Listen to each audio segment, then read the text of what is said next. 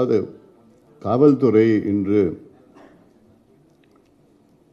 தன் வேலைகளை விட்டுவிட்டு, தன் வேலைகள்னால் என்ன, சட்டம் ஒழுங்கை பாதுகாக்கிறது, கஞ்சா ஒழிக்கிறது, கள்ளச்சாராயத்தை ஒழிக்கிறது, இதில் எல்லாம் கவனம் செலுத்தாமல் அரசியல் கட்சி தலைவர்களை துன்புறுத்துவது, பொய் வழக்குகள் போடுவதில் கவனம் செலுத்திக் கொண்டிருக்கின்றார்கள்.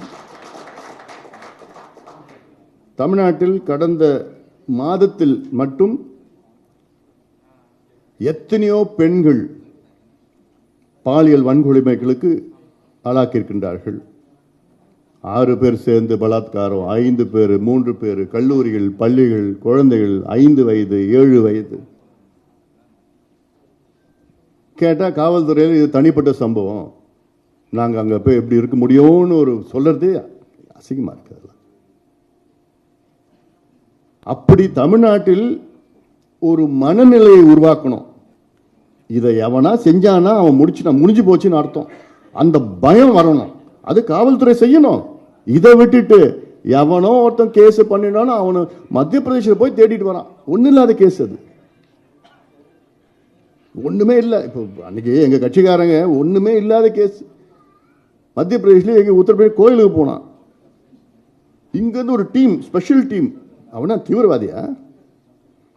இருக்கிற வேலையை விட்டுட்டு 10 பேர் போய் ஸ்பெஷல் டீம் உருவாக்கி செலவு பண்ணி, லட்சக்கணக்கு செலவு பண்ணி உத்தரப்பிரதேசிலிருந்து பிடிச்சிட்டு வந்து கைது பண்றாங்க.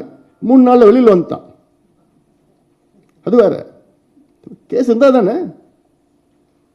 இதை விட்டுட்டு இதெல்லாம் ஒரு பயம் இல்லையே தமிழ்நாட்டில். ஏன் இதெல்லாம் பெண்களுக்கு எதிரான வன்கொடுமை நடக்குதுங்க? கஞ்சா, போதை, மது, இதுதான். நீங்க டிவியில் போயிட்டு மக்களே உங்கள் தந்தையாக நான் சொல்கின்றேன், போதை பொருட்களை பயன்படுத்தாதீங்க சொன்னா போதுமா? கையெழுத்து போற நிலையில் நீங்க இருக்கீங்களா? நீங்க கையெழுத்து போட வேண்டியதானே? காவல்துறை உங்ககிட்ட தானே இருக்கு. கஞ்சா ஒழிக்கிறதுக்கு எங்க கிட்ட 1 மாதம் கொடுங்க. காவல்துறை எங்க கிட்ட என் பொறுப்பில் கொடுங்க. 1 மாதம் ஒரு கஞ்சா போட்டலும் தமிழ்நாட்டில் இருக்காது. ஒரு போதைப் பொருள் போட்டலும் தமிழ்நாடு விற்க முடியாது. என்னால செய்ய முடியும், அந்த அதிகாரி என்கிட்ட இருந்ததுன்னா.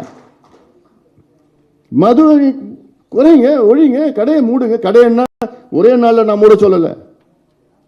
ஒரே நாளில் மூணு தமிழ்நாட்டு இளைஞர்கள்லாம் அவ்வளோதான் போடுவோம். அந்த லெவலுக்கு தான் நீங்கள் கொண்டு வந்துட்டீங்க தமிழ்நாடு இளைஞர்களை.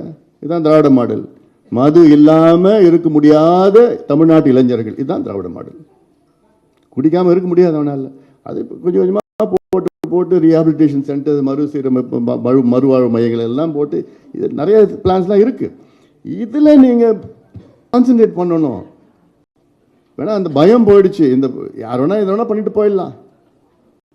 அண்ணா பல்கலைக்கழகம் போன்று எவ்வளோ உதாரணங்கள் இருக்கு.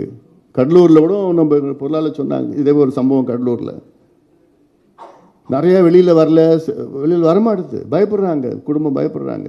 அவன் பெண்ணுடைய எதிர்காலம் போயிடும்லாம் இருக்குதா இல்லை? அப்போ இதில் கவனம் செலுத்தணும்.